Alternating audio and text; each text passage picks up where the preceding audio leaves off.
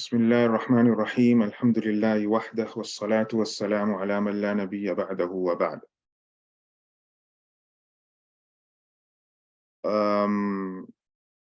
Can you use the chat functionality, because I want to ensure that you can hear me and you can ask questions anytime through the chat if you want. Okay, great. Okay, so Jazakumullahu khairan for joining today. Today's just going to be a brief introduction to what we're going to discuss in forthcoming weeks. With regards to readings from certain sections of Imam al-Jassas's book on Usul, al-Fusul fil Usul. But before that, I think it would be appropriate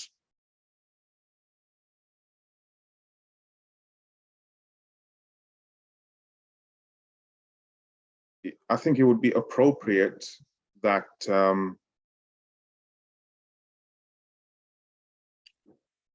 we discuss the background and the context of this course, which has been designed with legacy. We live in an era where we can safely say that information or access to information on classical Islamic scholarship has exploded exponentially, at least in terms of printed books, and also more recently in the digital format, in the online space. And with that explosion of information, the ability to access classical literature has never been so accessible. With the access of information, the development of ideas can happen, and also a construction or the reconstruction of certain disciplines in Islam, which previously have been either neglected or they died down for some reason or another. They could be attempted at afresh. And one of these subjects has typically been Usul al-Fiqh, the fundamentals of Islamic law. So it has been of great interest within the past century, within the books now identified as Tarikh al-Tashri', or the history of legislation, as to how Islamic law developed, and as part and parcel of that, how Usul al-Fiqh as a subject developed and what that means for the body of Islamic law. Now, with relation to Usul al-Fiqh, certain trends have been identified, and obviously the typical narrative, and it is fairly accurate to say that there are two trends, at least within Usul al-Fiqh. You have the Hanafi tradition, and then you have the tradition of the Jumhur, or also known as a Tariqatul Mutakallimin. So the Hanafi tradition is typically known as Tariqatul Fuqaha in Usul al-Fiqh writing, and the tradition of the other schools when it comes to Usul writing is Tariqatul Mutakallimin, or you can say Tariqatul Jumhur. Although they touch upon many of the same subjects in their discussions, their approach to Usul is different in many instances, and the impact of both has been pronounced in different ways. So we see Hanafi Usul more aligned to the fiqh and the fatawa of the imams of the madhab. We'll discuss why that is in a moment. Whereas the usul writings of the other schools, they're slightly detached from the fiqh writings of their respective madhahib. So what does that mean? this means that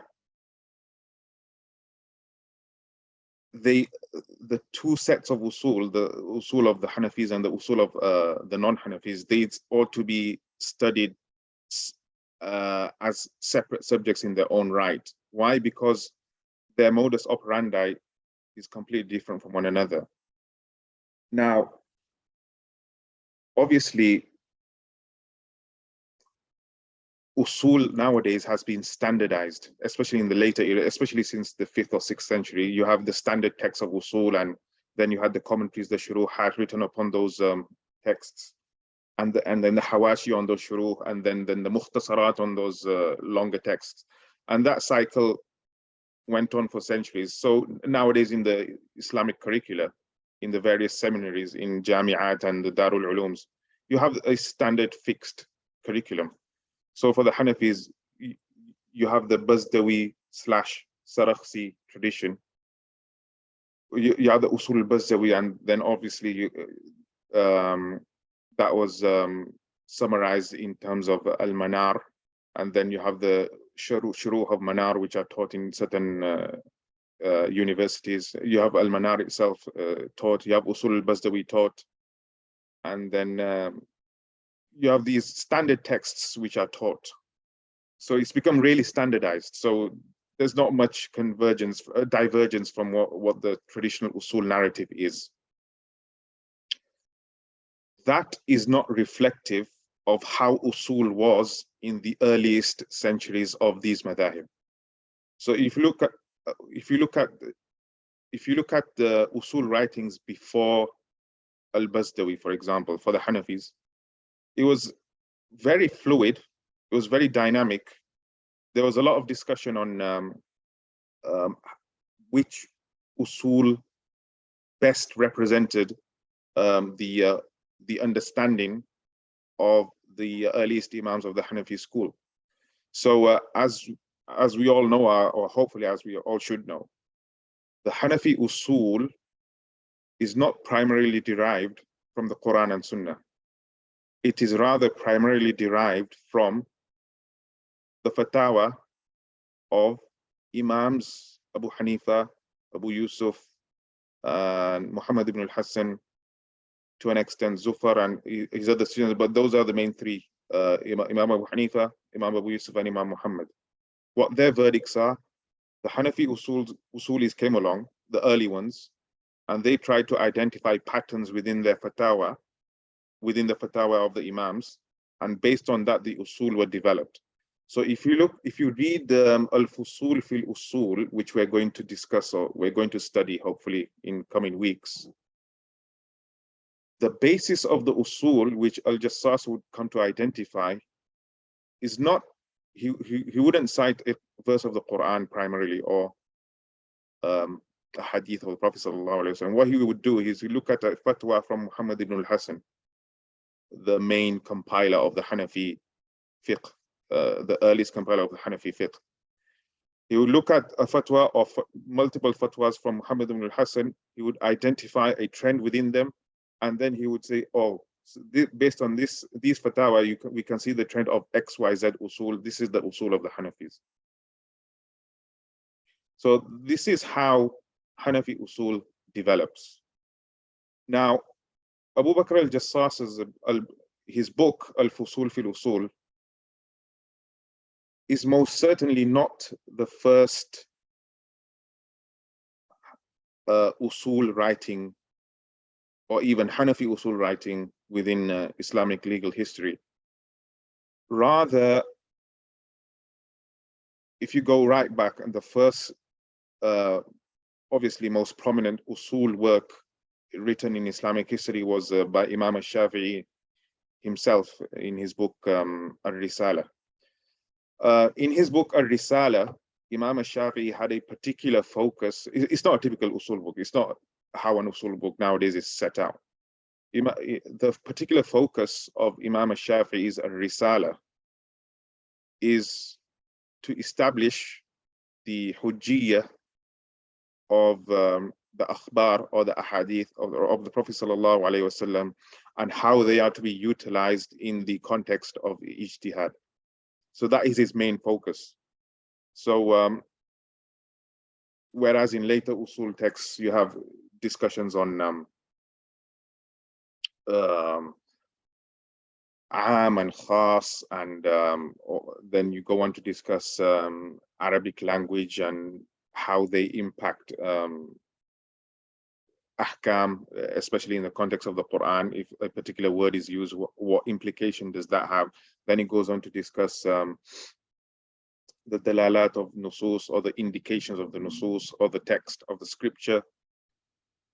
And then it goes on to discuss the ijma', it goes on to discuss sunnah, etc. Then it goes on to discuss qiyas and ta'lil, and in some instances it discusses ilmul jadal, which is how to discredit the evidence of a scholar or the opinion from outside the madhab. And in some instances they also discuss ijtihad and taqlid towards the end of the book.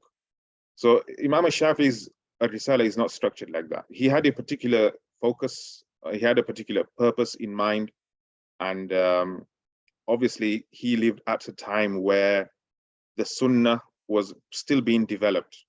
The sunnah was still being developed in terms of hadith compilation, and also simultaneously fiqh was being developed at that time as well. So and obviously Imam al-Shafi'i wrote a risala upon the instruction of his senior Abdul Rahman ibn Mahdi, the famous muhaddith, who himself wasn't a faqih, but he liked somebody of the caliber of Imam al-Shafi'i to write a book in which the method of derivation of ahkam from the sunnah and the hujjiyah of the sunnah itself is established.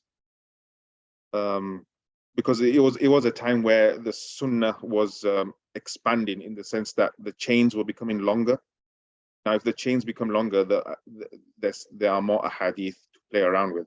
Obviously, if you're in the time of Prophet sallallahu alaihi wasallam, you only have the statements of the Prophet sallallahu alaihi wasallam, which are limited. Then you come to the next generation, you have one person added to the chain. Then the generation after that, you have another person added to the chain. And in the second generation, there's students of the mashayikh from this first generation. So the chains branch out. So as the chains branch out, there's going to be more and more people involved. As there are more and more ruwat and people involved, each individual chain is considered to be a single hadith. So a chain which leads back to the same hadith is not necessarily the same hadith as a different chain from a different teacher that goes back to the same hadith. So innamal a'malu bin niyat, with all its various chains, isn't one hadith. It's multiple hadiths corresponding to the number of chains that are that report that hadith. And this is why in the famous example that Abu Hatim al-Razi was faced with a hadith of innamal a'malu bin niyat, reported from the Sahabi Abu Sa'id al-Khudri radiyallahu anhu. قال قال رسول الله صلى الله عليه وسلم إنما الأعمال بالنيات. So he said this hadith is fabricated. Why is it fabricated? Because according to all the muhaddithun are united that this hadith is only from the wording of Umar ibn al-Khattab, and nobody else from the Sahaba related it. So if you have some random person on the fringes of Islamic scholarship saying that this hadith is from Abu Sa'id al-Khudri, he said that this is fabricated. So even though the hadith we know is authentic, but this particular chain leading to the hadith is fabricated. This is what al-Razi said, Abu Hatim al-Razi.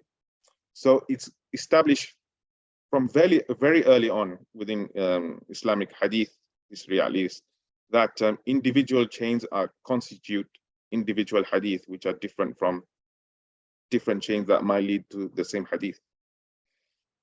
So Imam al-Shafi'i wrote a risala. Between him and al-Jassas, there's, between the death of Imam al-Shafi'i at least and al-Jassas, there's around 170 years. There aren't many usul texts from that period, from between Imam al-Shafi'i's passing, which I believe is on 204 Hijrah, and Imam al-Jassas passing, which is in 370 Hijrah. There aren't many usul texts that are published. In fact, there are none. Probably Abu al-Hasan al-Karhi, the teacher of Imam al-Jassas, but That's a very small book. There's no book that goes into the type of detail required for usul, like Imam Abu Bakr al-Jassas does, that we can find in that interim period between al-Shafi'i and al-Jassas. There were books that were written, but they have been lost. How do we know that they were written? Because Imam Abu Bakr al-Jassas in his al-Fusul, he himself cites from a Hanafi scholar called Isa ibn Aban, and his books on Usul, Al-Hujaj al-Kabir and Al-Hujaj al-Saghir. These two books have been lost, obviously, but we do have the benefit of Isa ibn Aban's opinions within Abu Bakr al-Jassas's book, because he quotes from him extensively in Al-Fusul fil Usul, and he expounds upon his views in Al-Fusul fil Usul, as we shall read in forthcoming weeks, inshallah. So this is a very brief introduction to where we are at with Hanafi Usul. Now, I want to discuss the context of this course. This course comes at a time where there is extensive discussion on whether the Hanafis have, well, they do have distinctive usul that are different from the other madhahib, but do they also have distinctive usul on hadith as well or not? So lately there's been a push in certain quarters to establish the fact that okay, you have the standard usul al-hadith, or also known as mustalah al-hadith, but implementation and tatbiq of hadith principles in the traditional Ahlul Hadith circles, which are adopted also by the Malikis and the Shafis and the Hanbalis. But do the Hanafis have their own usul al-hadith or not? And there has been an effort made within certain quarters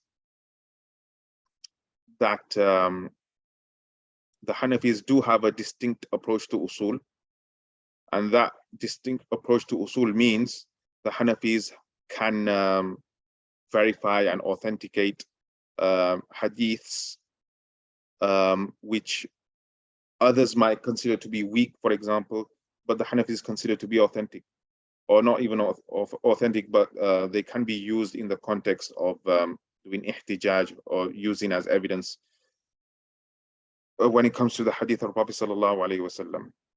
So is that the case or not? Do the Hanafis have a distinctive approach to usul al-hadith or not? This is a discussion we'll get into later on. Also, another aspect to the context of this course is that we want to touch upon aspects of usul that have been neglected in standardized Hanafi usul. So when we read standard Hanafi usul works in Usul al-Bazdawi or al-Manar, or the commentaries on that, they have been standardized and filtered out for the purposes of education and for a myriad of reasons. However, if we look at a book like Al-Fusul fil Usul, we'll find many discussions that have been simply neglected in later Hanafi Usul works. So through this course, we hopefully would like to revive some of those discussions, which hopefully would shed a light on how these usul were negotiated in the first place, how they were arrived at, what were the type of considerations the Hanafi usulis had when they were dealing with the fatwa of the imams, when they were trying to develop these usul, when they were trying to develop these principles to begin with. So hopefully by having those readings from Al-Fusul fil Usul, those particular sections, we can hopefully get a better appreciation of the type of challenges that were faced by the earliest Hanafi Usulis. Because nowadays, when we study a text on later Hanafi Usul, we take it for granted that it was always like that. It would seem like that, given the plethora of later Hanafi Usul texts that discuss the same thing over and over again, in the same format, in the same sequencing of topics and abwab across Hanafi Usul texts, and also other madhahib. But before these, if you look at something like Jassas, it wasn't like that. It most definitely wasn't like that. So reading Al-Jassas, we get a type of raw, unfiltered,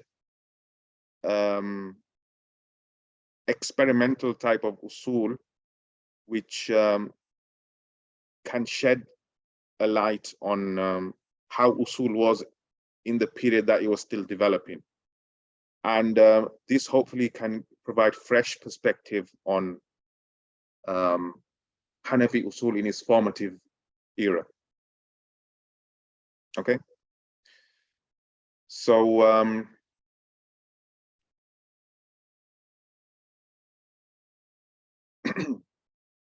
okay. So these are the three main objectives of the course. So we're going to discuss the development of Hanafi Usul. So how was Usul like before Al-Jassas? We're also going to discuss, we're also going to focus on some of the neglected chapters of Hanafi Usul. They might seem controversial, but they were discussed. So later Hanafi Usul texts would obviously gloss over it. So, some aspects, some discussions within early Hanafi Usul might seem controversial nowadays, and they are indeed controversial. For example, the classic discussion on the status of Abu Huraira and his narrations, are they to be accepted or not? Can they be accepted or not? This is something that is openly discussed by Al-Jassas. And also, we shall be discussing whether the status quo of Hanafi Usul is that the best reflection of the fiqh of the Imams of the madhab. Why? Because usul, the usul of the Hanafis, again, is derived from the fatwa of the Imams. It's not derived directly from the Quran and Sunnah. Now, if it's derived from the fatwa of the Imams, if we, for example, wiped the slate clean and pretended there is no usul of the Hanafis to begin with, and we need to develop a model of usul. Just imagine that for a second. The madhab is still there. The fatwa of the Imams are still there. The fatwa of Imam Abu Hanifa, Abu Yusuf, their books are still there. Okay. If we were to wipe the slate clean and develop usul again, it wouldn't be harmful to the madhab because the madhab is still there. Because the method of Hanafi usul is to derive the usul from the Hanafi Imams. Now, if we look at the usul of the Hanafis, there's a lot of difference of opinion, or there's quite a bit of difference of opinion when it comes to which usul or the type of usul, what was the intention of Imam Abu Hanifa, for example, or Imam Muhammad, for example, when they were stating these fatwa? What were the usul behind those fatwa? So you do find the usulis like Jassas and Karhi differing over various minutiae within usul al-fiqh. And this gives you a perspective that Hanafi usul isn't something that's fixed in stone. It's not something that's carved out in stone. No, there is room for interpretation. There is room for disagreement even. And you will find very quickly, once you read Al-Jassas, that even when it comes to the standardized later Hanafi usul, it's not as black and white as it seems, because there are certain usul discussions which would perhaps be better reflective of the modus operandi of Imams Abu Hanifa, Abu Yusuf Muhammad, and indeed the earlier Kufan Imams before Imam Abu Hanifa, than what later Hanafi usul would have you believe. So these are discussions I really want to get into, because the perception one can get from studying standard Hanafi Usul texts, the later Hanafi Usul texts, is that it's all fixed in stone. These are the Usul of the Imams, and there's not room for disagreement, because the disagreements are mentioned, but there is a normative approach to Usul which shouldn't be deviated from. So we want to challenge that perception, and we want to open up the discussion on Hanafi Usul as to what type of Usul would best reflect the fatwas of the Imams. What were the Usul of the Imams? Did they discuss Usul themselves? Did they have a certain set of Usul in the back of their minds when they were doing Ijtihad?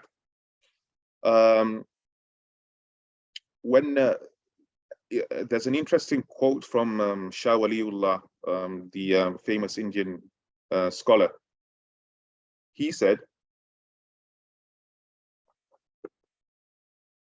that a lot of Usul discussions we see nowadays,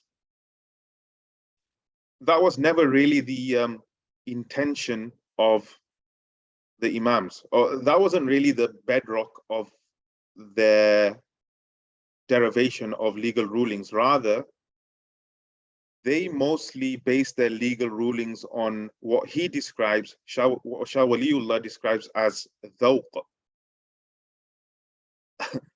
the mujtahid's personal legal preference. So if dhawq is what you can reduce the fatwas of the Imams to, that this is how they felt what the best fatwa would be in that situation, then if you can reduce all their ijtihad to dhawq, then what role does usul have to play? And what role do these intricate, minute discussions on usul have to play when it comes to the fatwa of the Imams? That's one. The other issue I would like to highlight from the outset, which we'll discuss later on in quite a bit of depth in the course, is the issue of istihsan. Now, the issue of istihsan, which I'm sure, given that this is an advanced course, I hope you're all aware of the broad concept of istihsan, which is basically juristic preference, what a jurist considers to be more preferable.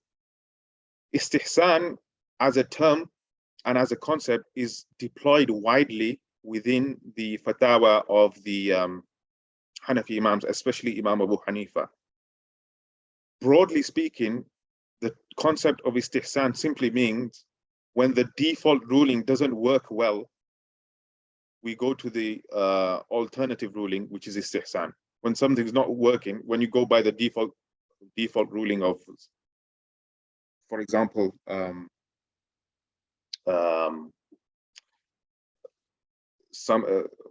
for example, the issues in Hajj where it would cause undue hardship, right? Or issues in Tahara where it would cause undue hardship, especially in the pre-modern era, in the pre-industrial era, where, for example, walking up the street with human sewage flowing down the street. Obviously, they didn't have the sanitation like we have nowadays.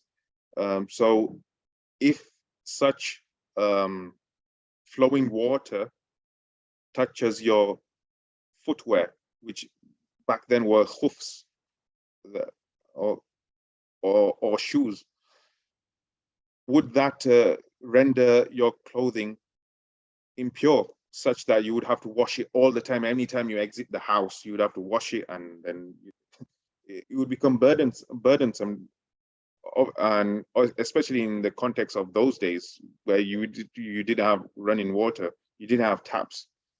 So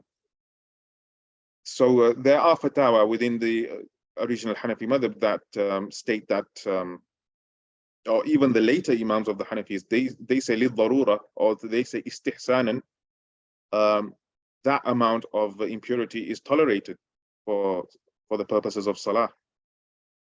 Whereas nowadays, it wouldn't be tolerated, because we have many places have the facilities to wash away that type of impurity from one's footwear.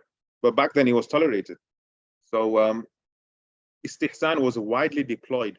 So istihsan is simply a tool by which an imam like Imam Abu Hanifa would look at the situation, would look at the situation in one's real, in people's real lives, and would say the default position wouldn't work really, so let's go to istihsan and develop another ruling. Is istihsan something that the application of which is consistent, or is it simply down to the preference, the personal preference, or the dhawq, like Shah Waliullah would describe, or is it simply down to the dhawq of the imam? Are there some definitive usul or definitive parameters that would dictate where istihsan would be implemented? And are there guidelines to it, or is it just a concept within the mind of the mujtahid that he can deploy whenever he likes? So this is another consideration we need to look into when we talk about a legal tool that has been widely deployed within the original Hanafi madhab, like istihsan, and what impact that has on what we want to be a consistent set of usul, which are well defined, which are applied consistently. What impact does istihsan have when it comes to Hanafi Usul? So this is a discussion we'll go into in one of the lessons in future weeks, inshallah. So these are the three objectives which I hopefully would like to be achieved by the end of this course. So we had a question on Ibn Aban. So someone, Faisal asks, how do we not know that Isa ibn Aban's lost books aren't comparable in size to Jassas's book? We simply don't know how big Isa ibn Aban's books were, Al-Hujaj al-Kabir and Al-Hujaj al-Saghir. So Isa ibn Aban, he was a student of Muhammad ibn al-Hasan. Isa ibn Aban was the first person who expounded upon the usul of the imams, of the Hanafi imams. And al-Fusul fil Usul, in one way, is like it would seem, it's like a commentary on Isa ibn Aban's book. So Jassas has thankfully replicated much of Isa ibn Aban's opinions, and he doesn't really differ with them, believe it or not. Jassas also has discussions from other scholars, other usulis, and he also has discussions where there is no mention of Isa ibn Aban. So presumably those chapters or those topics within Al-Fusul fi Usul, they are original discussions that weren't really discussed before him. So but what we have in the form of Al-Fusul fil Usul by Al-Jassas is the first document in Usul al-Fiqh that fleshes out in quite some detail what Hanafi Usul should look like. Now, obviously, you have some later Hanafis who came after him, like Bazdawi or the Khurasani Hanafis.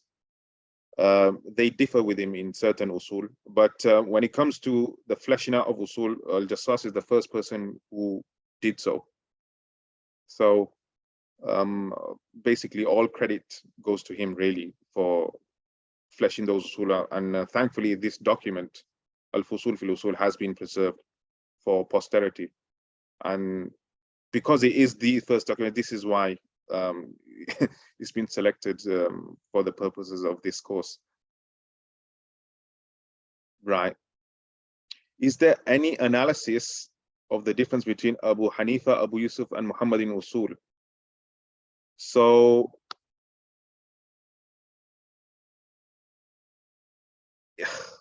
you wouldn't find a book which details the differences of Usul between Abu Hanifa, Abu Yusuf, and Muhammad ibn al-Hasan. There simply isn't. You'll find individual topics in passing, and Jassas does talk about this, where there are aspects of Usul where Abu Hanifa, Abu Yusuf, and Muhammad could differ. But then again, it can be easily stated that those aspects of difference between the Imams of the Hanafi school, they're not differences in Usul, they're simply differences in Furu', they're differences in Fatawa. You have a set body of Fatawa in which Abu Yusuf adopts a different view, and Abu Hanifa adopts another view, and Muhammad ibn Hasan adopts another view. So when it comes to aspects of qada, Abu Yusuf is quite relaxed when it comes to the burden of evidence, as opposed to Imam Abu Hanifa.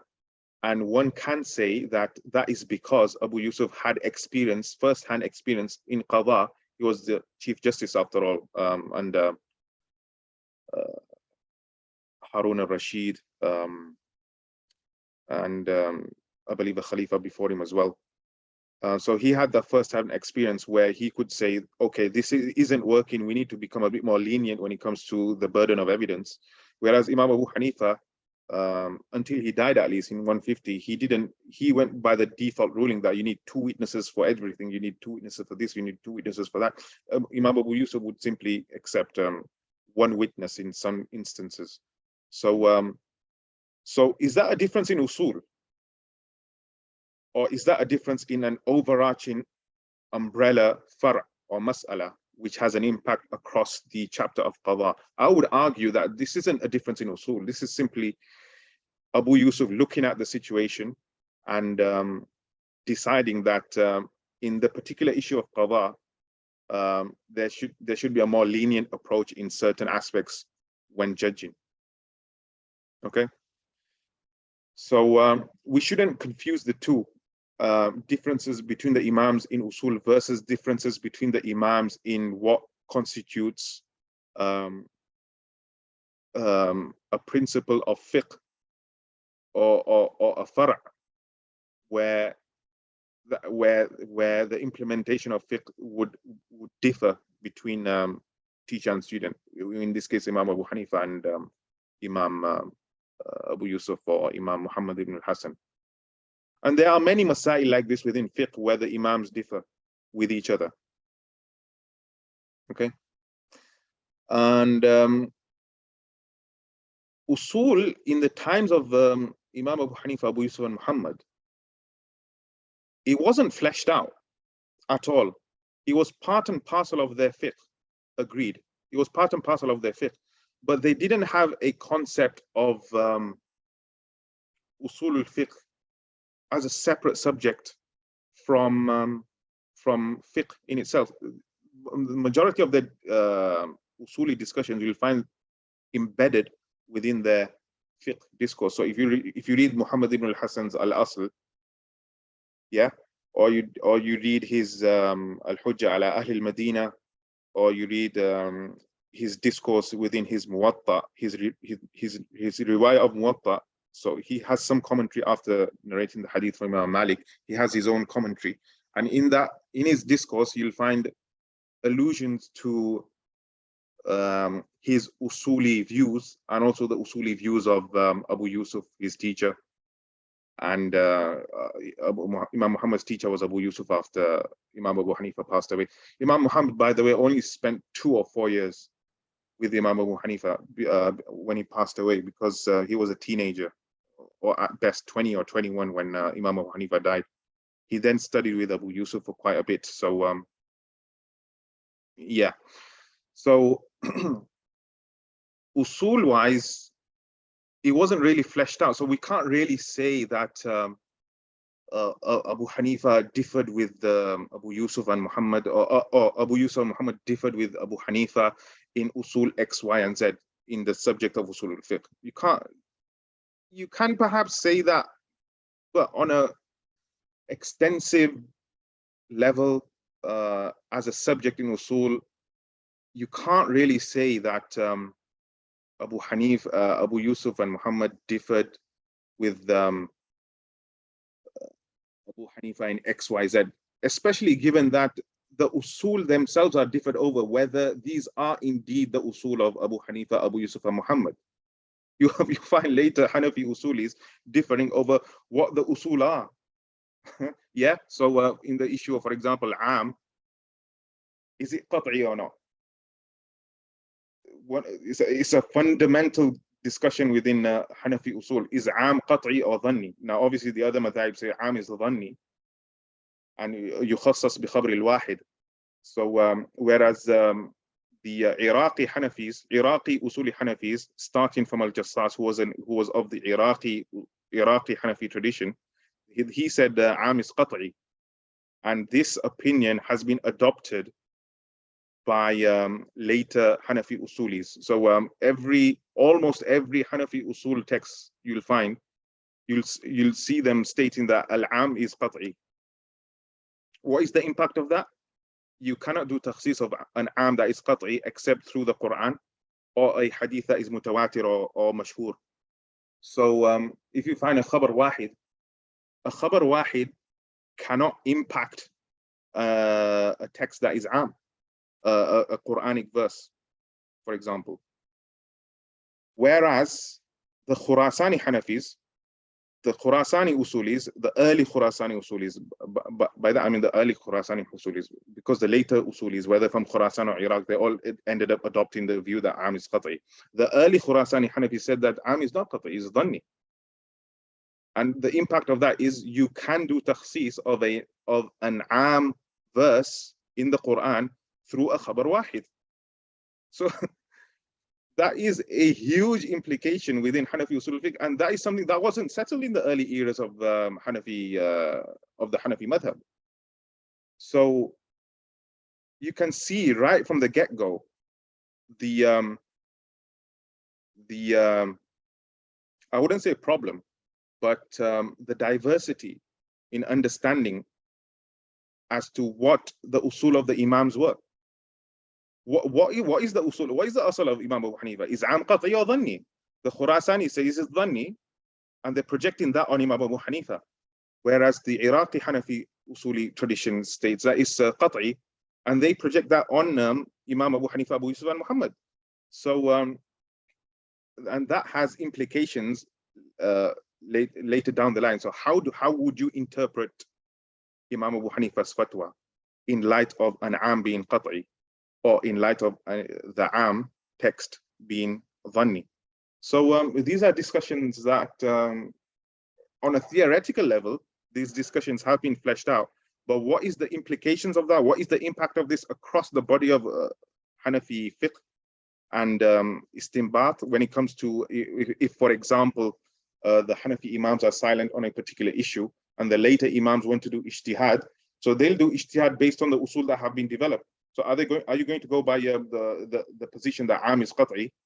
So if an am is qat'i, you're going to go by the generality of the Quranic verse, and you're not going to give any attention to the impact a khabar wahid would have on that verse? Or are you going to go by the Khurasani Usuli tradition of the Hanafis, which state that you can do takhsis, you can qualify a verse of the Quran through a solitary report from the Prophet sallallahu alaihi wasallam? So this is the situation we're faced with.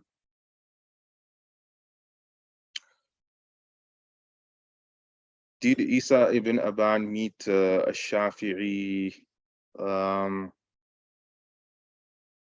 not sure. Isa ibn Aban was a very close student of Muhammad ibn al-Hassan, and Muhammad ibn al-Hassan, by the end of his days, went to Ray, which is in Razi. He was Qadi in Ray. So, but what I would say is that they were acutely familiar of scholars across the Muslim Caliphate at that time. So as we'll discuss in the coming slides, that the Shaykh of Al-Jassas, as I believe is on yeah, it's on this slide. So Imam al-Jassas was the student of Abu al-Hasan al-Karhi, who died in 340. So Jassas died in 370. He was a student of Abu al-Hasan al-Karhi, who died in 340. And Abu al-Hasan al-Karhi was the student of Abu Khazim. Abu Khazim. So Abu Khazim, he died in 292. Abu Khazim is the teacher of Imam al-Tahawi, right? So you can say, and Al-Jassas and Tahawi were contemporaries, because Tahawi died in 321.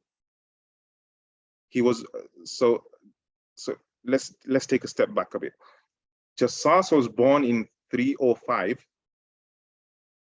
Jassas was born in 305 and died in 370. So he was 65 years old in terms of the lunar calendar. Tahawi died in 321. So Tahawi was 16, Jassas was 16 years old when Tahawi died. Jassas probably didn't meet Tahawi, but he was a contemporary of his. Tahawi's teacher, in Hanafi fiqh at least, was Abu Khazim, this Abu Khazim. Tahawi was in Egypt, yeah? Jassas was on the eastern side, whereas Tahawi was on the western side of the then caliphate, relative to Jassas. So Jassas was born in Ray, which is Razi. So he was a Razi. Ray is in modern day Iran. Probably he didn't get to meet Tahawi. Karhi was also from the eastern side, Karh, which is also towards the east, but he moved later on to Baghdad, which is in Iraq.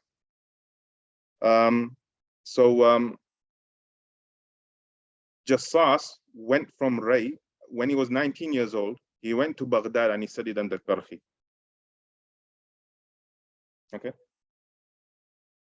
So the question, I come back to the question: did Isa ibn Aban meet Imam al-Shafi'i? They were probably aware of each other, but they probably even met each other if they did in Hajj or not. Probably it's not recorded or not.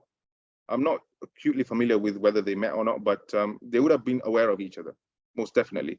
And obviously Imam al-Shafi'i, everybody would have been aware of him, because he's the guy, he's the scholar who changed fiqh from regional fiqh to because before Shafi'i, fiqh was regional. Fiqh was fiqh Ahl al-Kufa, fiqh Ahl al-Madina, fiqh Ahl al-Makkah, fiqh Ahl al-Misr. But the main areas were fiqh Ahl al-Kufa, fiqh Ahl al-Madina, fiqh Ahl al-Makkah, fiqh Ahl al-Sham.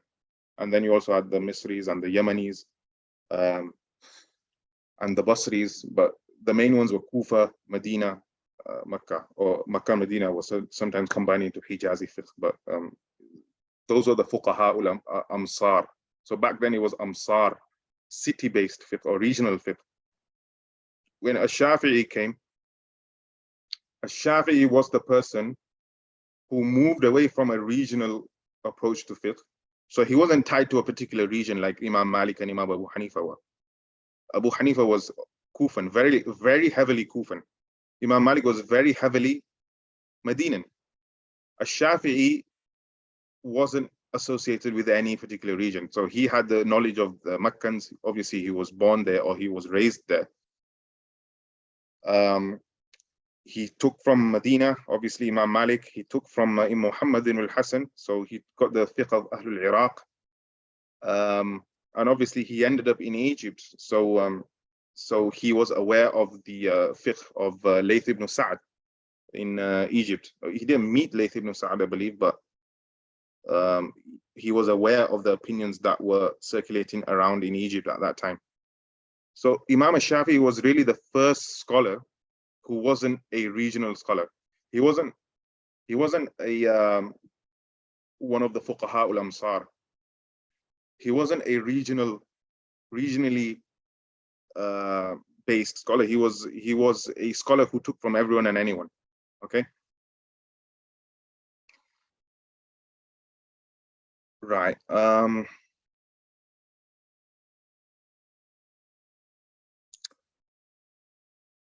So just another point. So Jassas, he has a commentary on Tahawi's Mukhtasar.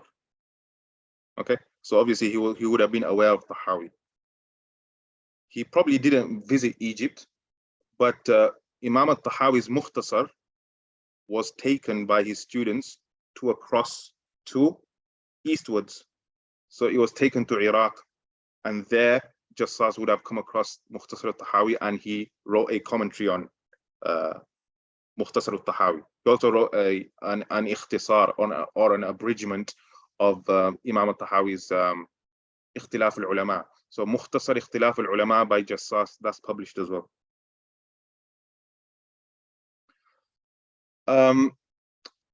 Someone's asking, in brief, would the usul of the Jumhur be reflective of their respective Imams and what they intended? So that's a good question. So is Shafi'i usul representative of Imam al-Shafi'i? I'm not in a position to speak on behalf of the Shafi'is, but if to give my tuppence, no. The the usul writing style of the Shafi'is is not really representative of how a Shafi'i would have approached usul. Now, obviously, Shafi'i does have usul, but if you look at the Shafi'i usul texts, do they ever cite from a risala? They don't. They barely ever do. I haven't come across one citation in Shafi'i usul text that cite from risala. I might be wrong, but the writing style of Imam Shafi'i and Risala and the later Shafi'i texts, the Shafi'i texts that are relied upon are typically Al-Burhan by Juwayni and Al-Mustasfa by Ghazali. Obviously, Ghazali being the student of Juwayni, and and it developed from there. Yeah. So, is it reflective of Imam Shafi'i? Doubt it, especially considering that usul texts of the Shafi'i method of writing, the idea behind that is that they derive the usul directly from the Quran and Sunnah, or that's the idea at least. So if you're deriving directly from the Quran and Sunnah and not from the fiqh of Shafi'i, what you're going to have is a lot of theoretical discussions in usul which are not aligned with the fiqh of Shafi'i. So you have usul going in one line and the fiqh of Shafi'i going in another line, and there's not much of a intermarriage between the two. So this is why one of the critiques of the Shafi'i usul, and indeed the manhaj of the mutakallimin, is that the usul works separately from the fiqh of their respective madhahib. So there isn't much practical application when it comes to the usul of the Malikis and the Shafis and the Hanbalis on their respective madhahib, fiqhi madhahib. For the Hanbalis, again, the earliest Hanbali usul text, I believe, is Abu al-Khattab al-Kalwadani, a 4th century scholar, I believe, or maybe 5th century. His book is called, subhanallah, I forgot the name of his book, Abu al-Khattab's usul text. What is it? Forgot.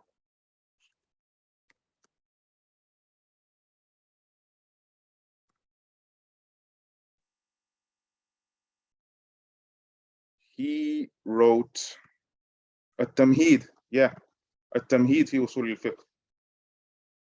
So he's the first major author of Hanbali usul. And when it comes to Malikis, I think it's, if I'm not mistaken,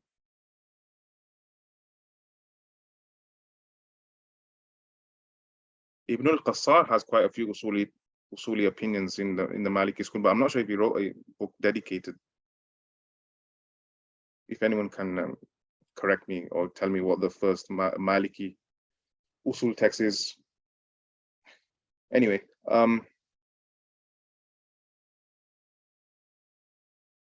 I've heard claims that all of Kufa, Athori and others had similar or the same usul as Imam Abu Hanifa, that the usul aren't something unique to the Hanafi madhab. That is absolutely correct. So,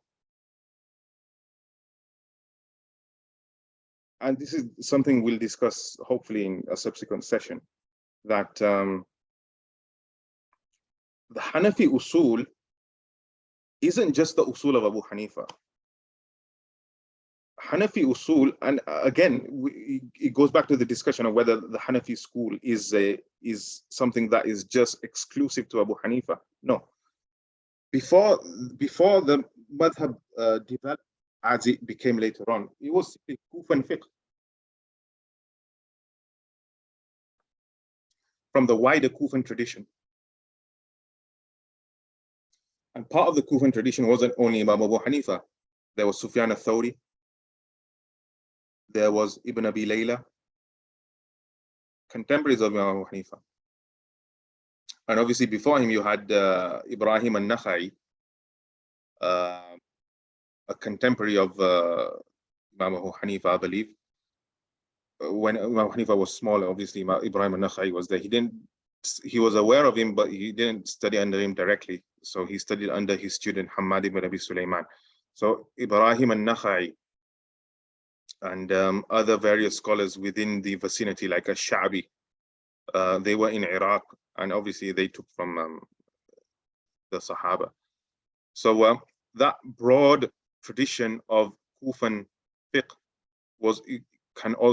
it can be easily stated that they also had similar usul to one another.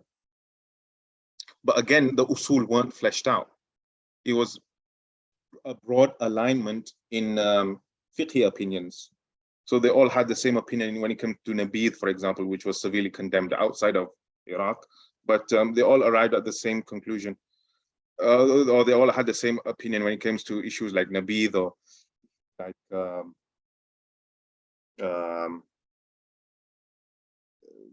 issues of Raf al-Yadain, for example, or Qahqah fi salah.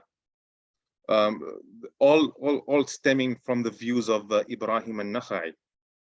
Yeah. So, and Imam Abu Hanifa didn't really tinker around with the views of his predecessors. People think nowadays of Imam Abu Hanifa came out with something completely original. What Imam Abu Hanifa did that was original was to set out the fiqh chapters in systematic fashion across the abwab which we see nowadays: the tahara, salah, zakah, siyam, hajj, buyu, nikah, etc., etc. That is what his contribution to fiqh is. When it comes to the fiqh opinions themselves, Imam Hanifa did develop a lot of fiqh opinions, but that development was not in isolation of what the opinion, or what his teachers and his teachers' opinions were. So he did expound a lot of fiqh from the fiqh of the Hamad ibn Abi Sulaiman, and obviously he differed with Hamad ibn Abi Sulaiman in a few issues. But the majority and the bulk of Imam Abu Hanifa's work was expounding on the opinions of Ibrahim al-Nakhai. And this is something explicitly mentioned by various scholars, including Shah Waliullah, that Imam Abu Hanifa was a mujtahid, obviously, but he did a lot of takhrij on the opinions of Ibrahim al-Nakhai, the grandfather, his grandfather teacher, or the grandfather of fiqh in general. So,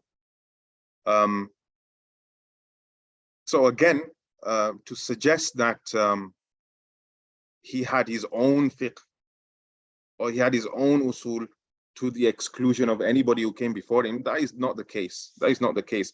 Abu Hanifa was part of a larger Kufan tradition.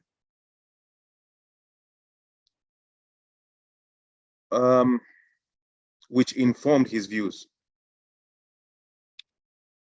Which scholars would represent the early Khurasani Usulis of the Hanafiya? So the Khurasani Usulis the Khurasani scholars, there were quite a few. Now, obviously, their works died out, if they had any works. The Khurasani the Khurasani Usuli would have typically been the Khurasani scholars. So the Khurasani scholars, you had Abu Mansur al-Maturidi, and the Samarqandis, those scholars from that side, the Mashayikh of Balkh. Some consider the Mashayikh of Balkh to be separate from the Mashayikh of Khurasan, because the Balkh was even farther east, in the Afghanistan area. And indeed, there's a book on the solitary positions of the Mashayikh of Balkh. مشايخ بلخ من الحنفية ومن فرضوا به من المسائل الفقهية. You can get it from Arabia, but also if you're in the UK, you can get it from Zakaria books as well, or Ismail books, one of the two. So the particular positions of the Mashayikh of Balkh, and they indeed have distinct views which are not replicated by the Mashayikh of Khurasan, or indeed the Mashayikh of Iraq. So it's a sub-school within its own right. But again, like I mentioned, the issue of it's funny how these things shape out, because when we talk about the issue of am being qat'i and not dhanni, that is opposed by the Mashayikh of Khurasan, and I would assume the Mashayikh of Balkh as well. So they said it's dhanni. Yeah, at-Tamhid, jazakallah khair. Al-Muqaddimah by Ibn al-Qassar, is that the first Maliki Usul text? Yeah, that's fine. Okay, jazakallah for that.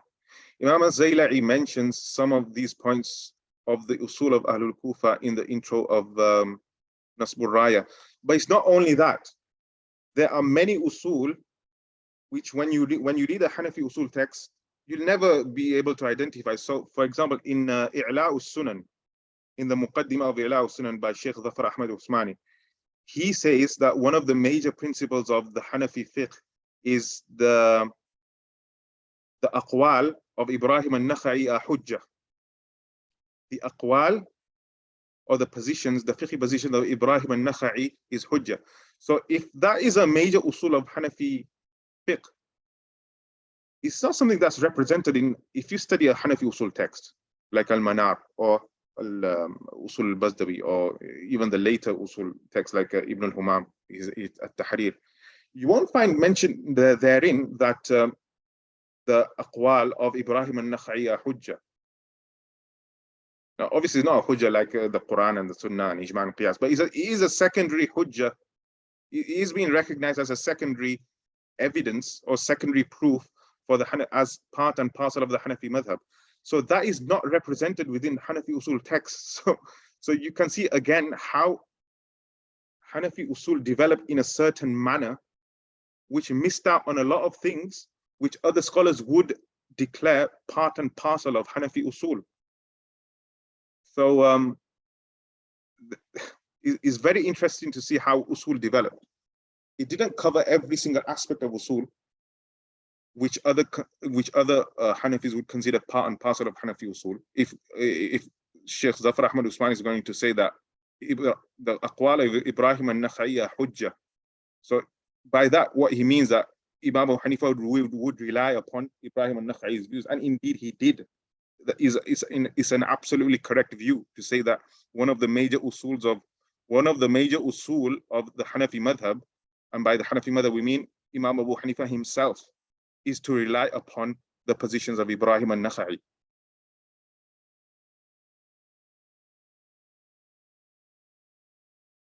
Mursal hadith, we'll discuss Mursal in a later session, because that is one of a controversial subject.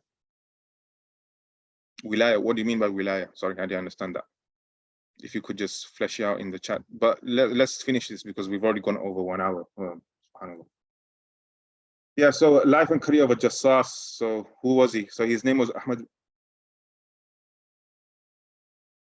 ibn Ali al-Razi. Razi is nisbah to Ray, which is in modern day Iran. Razi. So there were many Razis around. So the scholars who were Razis, they're typically identified by another term. So in the case of Ahmad ibn Ali al-Razi, he's identified usually as the Jassas. Rai was a major center of learning. So many scholars came out of Rai. So you had the Raziyin, the Muhaddithin, the masters of Ilal, so Abu Hatim al-Razi and his son Ibn Abi Hatim al-Razi, Abu Zur'a al-Razi. And in later eras, you had the Fakhruddin al-Razi, the Mufassir, obviously. A major center of knowledge in general for centuries. So he was born in Ray, and at 19 years of age, so he studied in Ray, and then at 19 years of age, he moved to Baghdad where Karhi was, and he studied in the Karhi. Then he moved away, he went to Ahwaz, which is in modern day Iran again. Ahwaz, by the way, in Iran is one of the Arabic speaking areas of Iran, and is typically Sunni as well. Then he moved back to Baghdad to study under Karhi a bit more. Then he moved to Naysabur and he studied there. Whilst he was in Naysabur, Abu Hassan al-Karhi died. And then a few years later, he moved back to Baghdad and he took the position of Abu Hassan al-Karhi as the authority of the Hanafi school. And he stayed there until his death. So from 344 to 370, he was there in Baghdad as the ultimate authority in the Hanafi school. So his biographies mentioned that وَإِلَيْهِ انتهت الرئاسة مذهب أبي حنيفة إليه. So he was the ultimate authority for his time for the Hanafi madhab. He was asked to become a qadi, he refused. So that's that. He was a student of Abu Hassan al-Karhi. Abu Hassan al-Karhi was a student of Abu Khazim Abdul Hamid. And Abu Khazim, as I mentioned, was a teacher of Imam al-Tahawi. And he was the student of Isa ibn Aban. Obviously, Isa ibn Aban was the student of Muhammad al-Hassan, who was the student of Imam Abu Hanifa. Now, Isa ibn Aban, Abu Khazim died in 292. Isa ibn Aban died in 221. It does not mean, when we talk about chains, it doesn't mean that he took all his knowledge from Isa ibn Aban. And when we talk about Muhammad al-Hassan, it doesn't mean he took all his knowledge from Imam Abu Hanifa. Obviously, he only stayed with Isa ibn Abu Khazim only stayed with Isa ibn Aban for a few years because he would have been very young then. There are other chains that state that Abu Khazim took from the students of Isa ibn Aban as well. And Muhammad al-Hassan obviously took from Abu Yusuf a lot of knowledge from Abu Yusuf. So when we talk about these chains, it's not like a chain of hadith, a single hadith that one narrator took from another narrator from another narrator. Rather, these are chains of studentship and teachership, if that's a word. So these are the shortest chains you can see from Jassas to Abu Hanifa. It doesn't mean they took every single aspect of their knowledge from those teachers. They could have taken from other teachers as well. It's the same thing when it comes to qira'at. The chains of narration in qira'at are not the same like the chains of narration in hadith. In qira'at, so for example, Imam Asim or Imam Nafi, they didn't take every single wording of the Quran or their respective qira'at from the teacher above them. Rather, they took from different teachers.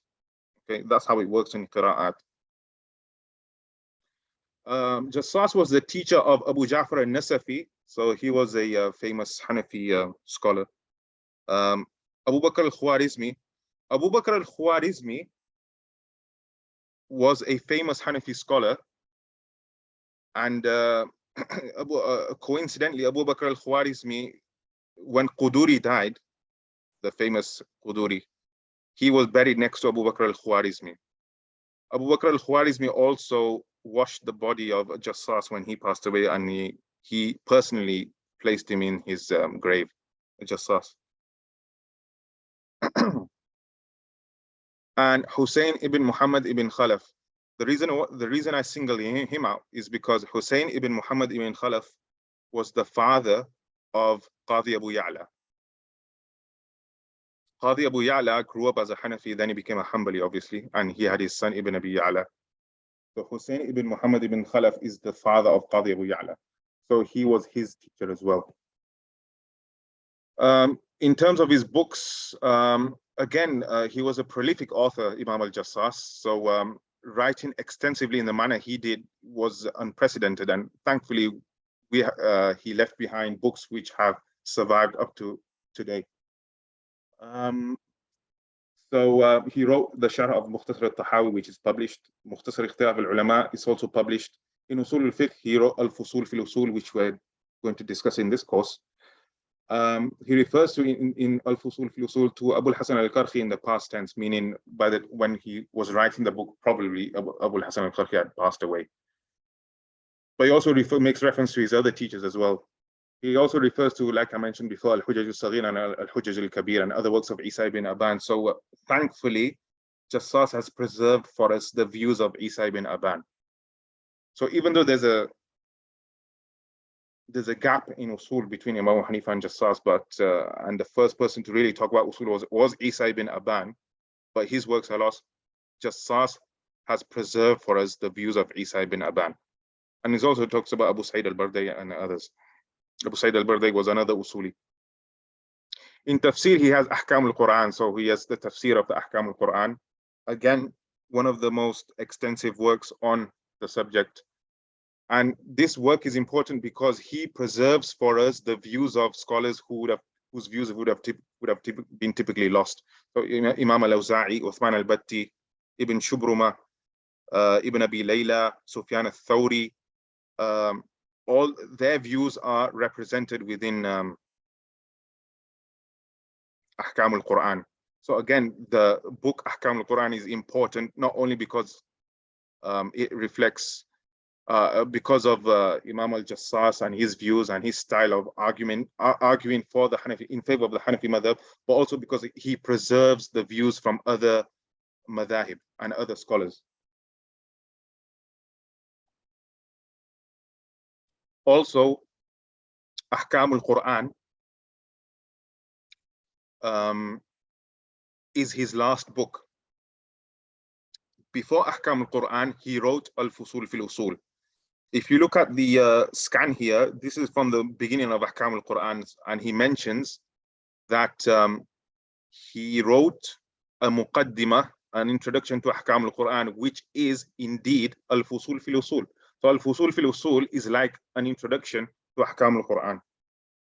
So he says, قد قدمنا, if you look at the scan, قال أبو بكر أحمد بن علي الرازي رضي الله قد قدمنا في صدر هذا الكتاب مقدمة تشتمل على ذكر جمل مما لا يسع جهله من أصول التوحيد وتوطئة لما يحتاج إليه من معرفة طرق استنباط معاني القرآن واستخراج دلائله وأحكام ألفاظه وما تتصرف عليه أنحاء كلام العربي والأسماء اللغوية والعبارات الشرعية. And he goes on. So he says that he's in the introduction to Ahkam al-Quran, he spoke about Usul al-Fiqh, and he also spoke about Usul al-Tawheed, believe it or not. But that book has been lost. And for some reason, that book isn't really mentioned within his biography, that he has a book on Aqidah, Usul al-Tawheed, which is a book on Aqidah, which sets us up for our next discussion on al-Jassas, which was, what was his Aqidah anyway? Which is interesting because his book on Aqidah is lost, which he alludes to here, but there has been discussion on whether he was a Mu'tazilite or not. And someone asks in the chat whether he was a Mu'tazilite or not. And indeed, the Hanafis of that era in general. So let's talk about Jassas. Was he a Mu'tazilite or not?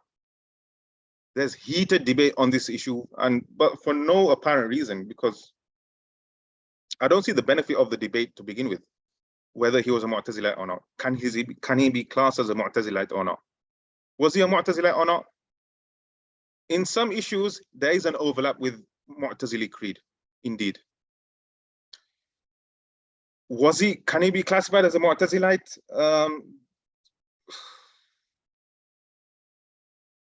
I don't know, because we don't have a well-rounded view of his overall positions on Aqidah. If we had his book on Usul Tawheed, in front of us, then maybe we would have been able to arrive at that conclusion. But he does have views that overlap with the Mu'tazila. So his views on Aqidah can be found in his Ahkamul Quran, where he does tafsir of various ayat, and his views come to light. So on Sifat, he does have a statement that alludes to the idea that he was of the view of Ithbatul Asma' duna Sifat, which means he was of the view of Rahimun bila rahmatin, Sami'un bila sam'in, Basirun bila basarin, which in other words mean Basir and Sami' and Rahim. They are all synonyms to Allah. So they all mean the same things. Which is a Mu'tazilite position. Also, when it comes to the issue of the verse لا تدركه الأبصار وهو يدرك الأبصار and وجوه يومئذ ناظرة إلى ربها ناظرة. So in that particular issue, he alluded to the fact that Allah won't be seen in Jannah, and the verse إلى ربها ناظرة does not mean نظر العين, but rather something else. He does ta'wil on that. There'll be a waiting or something. Intidhar. I'll have to go back to the verse, but if you check that verse, he does ta'wil of that verse. When it comes to the issue of magic, again,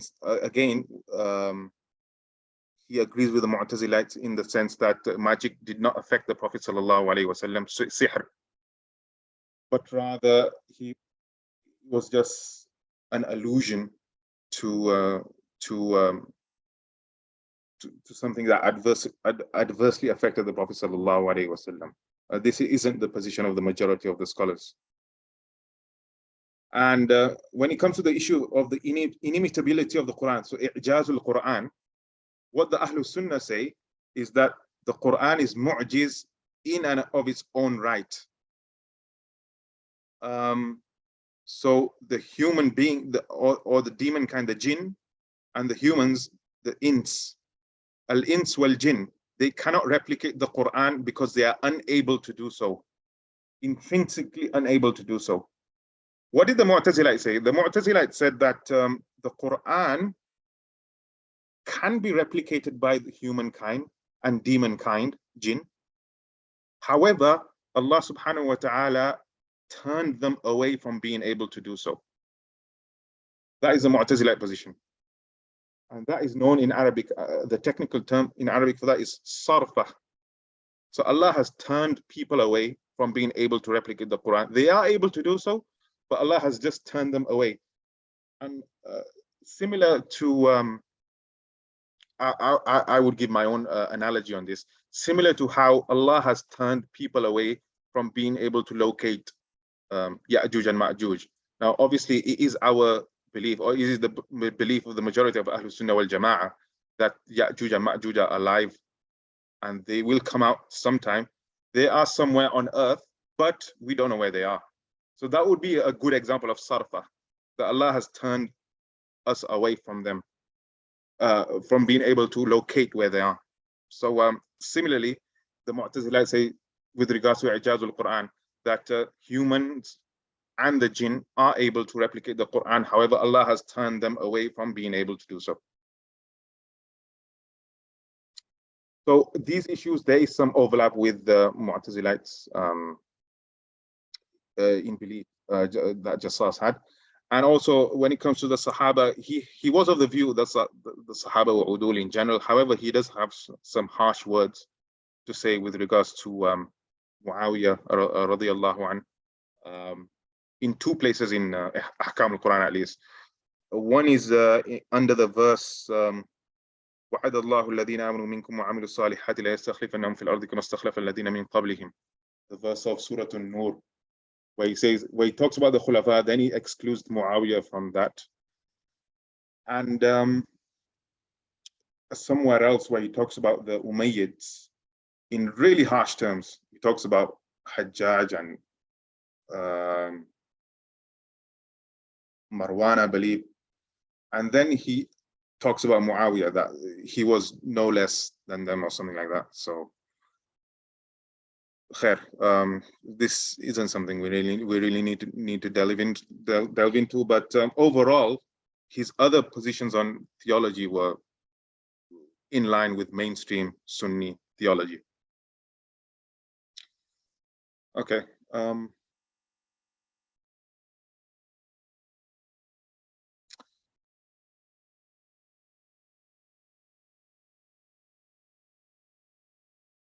What about other Hanafi Usulis?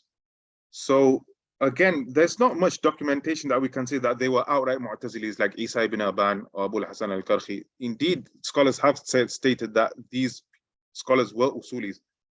Sorry, these Usulis were Mu'tazilis.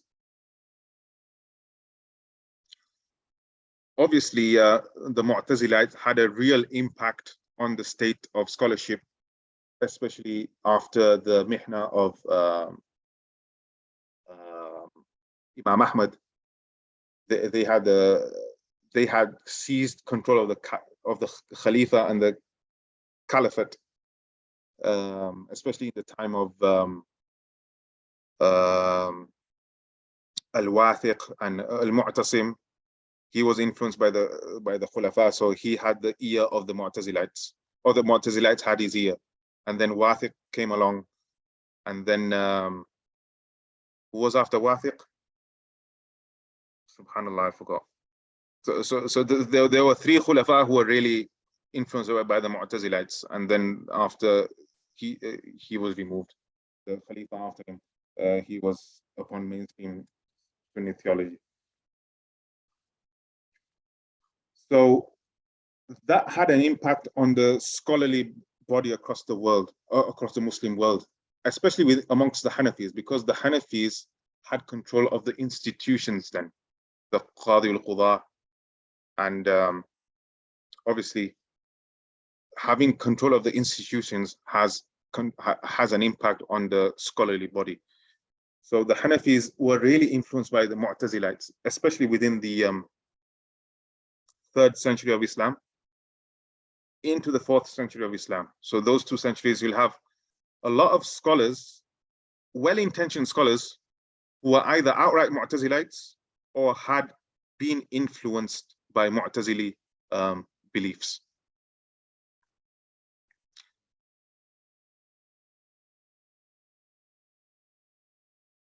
Did this have an impact on the Usul al-Fiqh? So one can say probably it did. Probably it did. Especially in the mabhath of Sunnah and Akhbar al-Ahad, and the classification of ahadith into khabar wahid and mashhur and mutawatir. This came from the Mu'tazilites. It doesn't mean that it's wrong, this classification. Just because the Mu'tazilites came out with this classification doesn't mean it's wrong. However, in certain aspects, when it spills over into theology and saying that yujibul amal dun al-ilm, that khabar wahid causes, mandates you to act upon it, but it doesn't mandate you to believe in it, then that's problematic, okay? And this problem was recognized by later scholars. They gradually moved away from it, and they said that khabar wahid does indeed offer a degree of certainty in theology, although not on the same level as mutawatir ahadith or Quranic verses, but you should indeed believe in khabarul ahad. Okay, so in general, so what happened was originally, because of this rule that yujibul amal dun al-ilm, that khabar wahid offers amal but not ilm, and you had many aspects of theology that are based on khabar wahid, like the Mi'raj, or like other aspects based on ahadith which are seemingly khabar wahid. What the Hanafis did is that they looked at this akhbarul ahad, and you have this principle that khabar wahid doesn't offer any theology. So what they did was they had a tendency of upgrading those akhbarul ahad to the level of mashhur. And obviously mashhur does offer ilm, does offer aqidah, but the way they went about it was a bit of theological gymnastics, in all honesty, that was completely unnecessary. So this was one of the implications of Mu'tazilite fiqh or Mu'tazilite usul venturing into Aqidah and impacting how scholars dealt with Akhbarul Ahad when it came to theology. I think we've gone a bit over time, so I don't want to press on for too long. We've done 1.5 hours, so we'll just leave it there and finish this next week, and hopefully start some reading next week as well. I'll just field some of the questions before we leave. Okay. I'll share the slides after class as well. So Dhabi said he leaned towards I'tizal, and Ibn Taymiyyah said similar. Yeah, you can say that.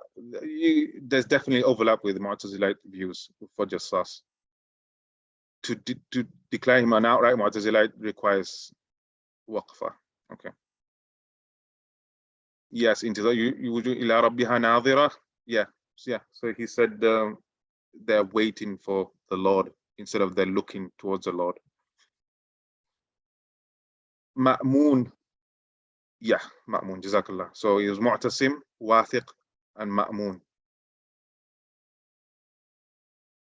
What was the role of the Ibn Abidin during the Ottoman Empire? He didn't have an official state position. I'm not sure what relevance this question has to what we've discussed, but Ibn Abidin was a private citizen. He wasn't employed. He wasn't a civil servant of the Ottoman Empire, Ibn Abidin. But on scholars during the Ottoman Empire, in terms of Hanafi Usul, okay, I get you. Not much. They were simply a continuation or continuing what previous scholars had written. So their contribution to Hanafi Usul isn't much in terms of originality. Yeah, so it was just really a continuation in terms of sharh and hashia and ikhtisar of what was there before. So when it comes to usul, innovation and originality, that basically happened Isa ibn Aban, Jassas, and 1 century after that, right up to Bazdawi.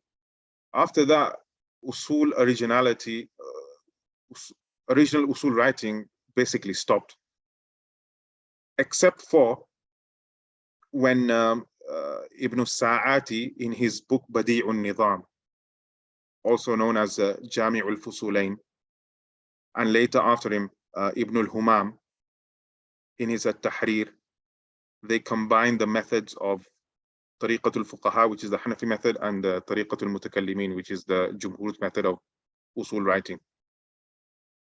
There was some innovation there. But apart from that, there hasn't been much innovation in Hanafi usul writing. So what was settled by Bazdawi, that is how usul writing has progressed. So all these extra usul, which you don't find discussed in the Hanafi usul text, like what I just mentioned earlier on about the secondary evidence, secondary proofs. Like you have discussions on istihsan being a secondary proof, yes. But what about Qawl Ibrahim an-Nakhai Hujjah? That's a secondary proof for the Hanafis as well. Absolutely undisputed. No one would disagree with that if explained to them that Imam Hanifa relied upon Ibrahim an-Nakhai a lot. Absolutely, that is one of the usul of the Hanafi madhab. And other things like this. These discussions get amiss in Hanafi usul. So yeah. The sub-schools of the Hanafis, the Khurasanis, the Balkhis, the Iraqis, the Egyptians, why did some opinions triumph over others in issues they differ over? Because one scholar said it and his students propagated it, so that is how opinions win out. It's not, that is the major reason why opinions win out. It's not because of some careful consideration of which usul was more suited to the fatawas of the Imam and which usul were less suited. It's simply because of authority and power of certain scholars and sway certain scholars had, and their students propagating their views That is how opinions win out over others eventually. So it doesn't mean that there's more academic merit to, for example, I come back to the example of Am being Qat'i. There is no greater academic merit of Am being Qat'i in the Hanafi madhab as opposed to Am being Dhanni in the Hanafi madhab.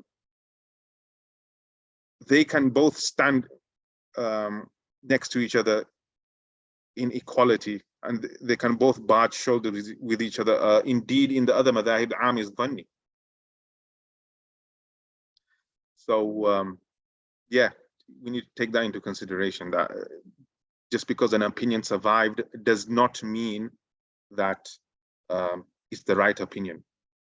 And indeed, in one of the slides we were just about to discuss, but we'll leave it for next week, Jassas's view in Al-Fusul fil Usul, when it comes to a particular issue, he changed his view later on in life, but you'll never know. We'll discuss that next week, inshallah. Okay. وصلى الله وسلم وبارك على نبينا محمد وعلى آله وصحبه أجمعين والسلام عليكم ورحمة الله وبركاته.